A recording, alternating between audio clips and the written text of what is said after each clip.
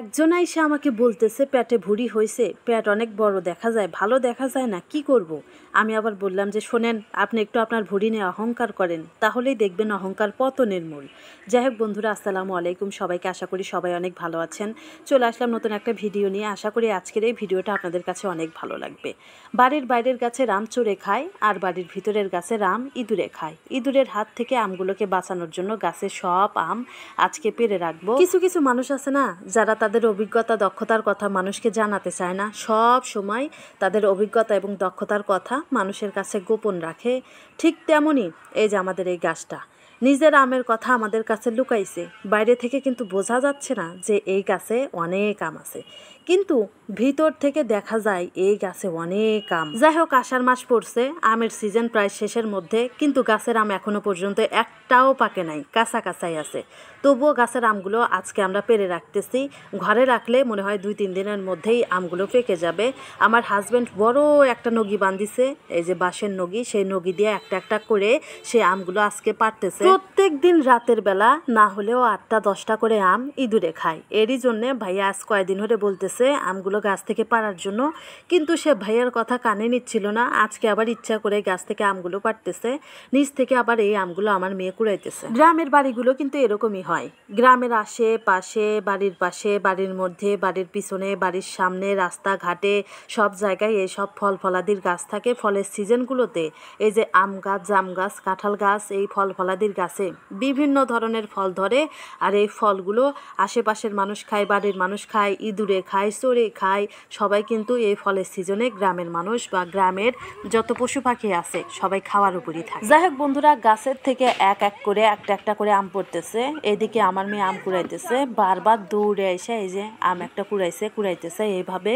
কিন্তু উপর থেকে একটা আম যদি তার মাথায় পড়ে তাহলে তো তার মাথা একদম ফেটে যাবে। বারবার তাকে ধৈর্য সরে নিয়ে যাইতেছি দূরে, তারপরেও কথা শুনতেছে না। এই দেখেন, হাত দিয়ে সরাই দিলাম, পিছে একটু দাঁড়াইয়া এই যে দেখেন আবার সামনের দিকে যাইতেছে, সে আম কুড়াইবে, কথাই শুনতেছে না।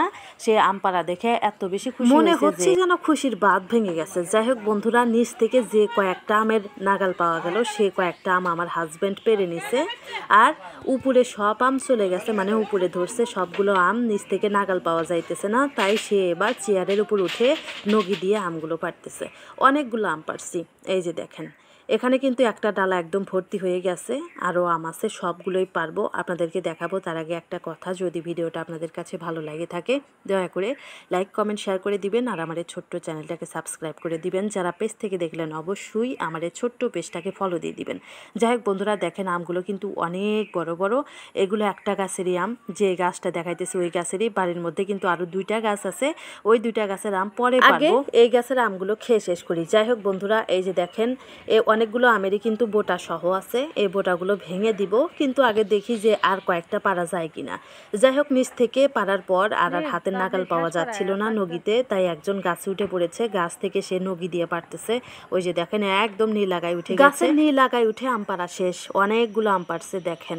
এই আমগুলো রেখে এবার অন্য গাছ থেকে আম পাড়ার চেষ্টা করতেছে। এই যে দেখেন, এই একটা গাছ, এই গাছের আমগুলো অনেক বড় বড় হয়। এই আমগুলো হচ্ছে ফজলি আম, কিন্তু খেতে একদম পেঁপের মতো লাগে, বেশি মিষ্টি না, কিন্তু অনেক বড় বড় হয়। এই যে দেখেন এই গাছের আম, এই যে একটা পড়ছে। অধিকাংশ আম এই গাছের নষ্টই হয়ে গেছে, এই যে এটাও কিন্তু পচা মনে হচ্ছে, কিন্তু আমটা তুলে রাখলাম, কেটে দেখবো, যদি ভালো হয় খাওয়া যাবে, আর ভালো না হয় ফেলে দিতে হবে।